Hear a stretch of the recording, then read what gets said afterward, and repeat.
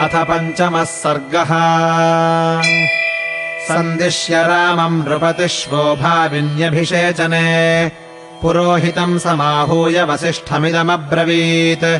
गच्छोपवासम् काकुत्स्थम् कारयाद्यतपोधना श्रेयसे राज्यलाभाय वध्वा सह यतव्रता। तथेति च स राजानमुक्त्वा वेदविदाम्बरः। स्वयम् वसिष्ठो भगवान् ययौ रामनिवेशनम् उपवासयितुम् वीरम् मन्त्रविन्मन्त्रकोविदम्।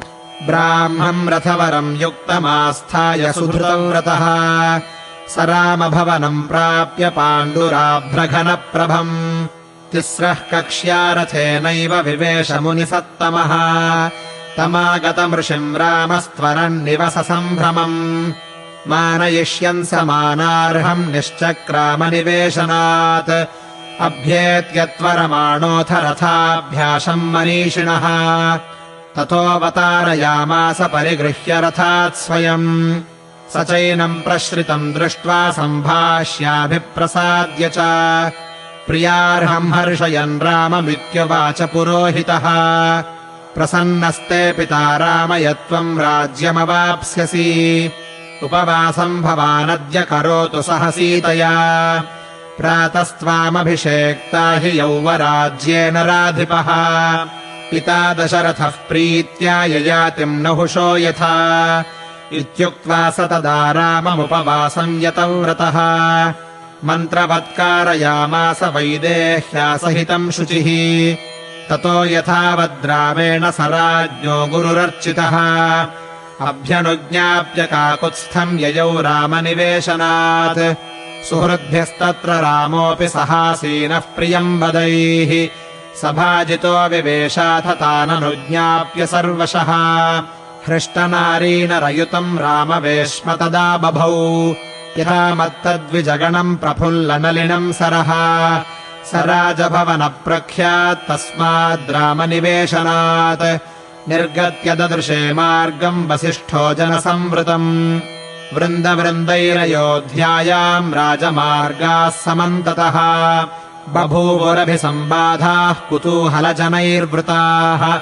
जनवृन्दोर्मिसङ्घर्षहर्षस्वनवृतस्तदा। बभूव राजमार्गस्य सागरस्येव निस्वनः। सिक्तसंमृष्टरथ्या हि तथा च वनमालिनी। आसीदयोध्या तदः समुच्छ्रितगृहध्वजा। तदा ह्ययोध्यानिलयः सस्त्रीबालाकुलो जनः। रामाभिषेकमाकाङ्क्षन्नाकाङ्क्षन्नुदयम् रवेः। प्रजालङ्कारभूतम् च जनस्यानन्दवर्धनम्। उत्सुको भूज्जनो द्रष्टुम् तमयोध्यामहोत्सवम्। एवम् तज्जनसम्बाधम् राजमार्गम् पुरोहितः। व्यूहन्निव जनौघन्तम् शनैराजकुलम् ययौ। सिताभ्रशिखरप्रख्यम् प्रासादमधिरुह्य च। समीयाय नरेन्द्रेण शक्रेणेव बृहस्पतिः। तमागतमभिप्रेक्ष्य हित्वा राजासनम् नृपः। पप्रच्छस्वमतम् तस्मै कृतमित्यभिवेदयत्। तेन चैव तदातुल्यम् सहासीनाः सभासदः। आसनेभ्यः समुत्तस्थः पूजयन्तः पुरोहितम्। गुरुणा त्वभ्यनुज्ञातो मनुजौघम् विसृज्यतम्। विवेशान्तः पुरम् राजा सिंहो गिरिगुहामिव।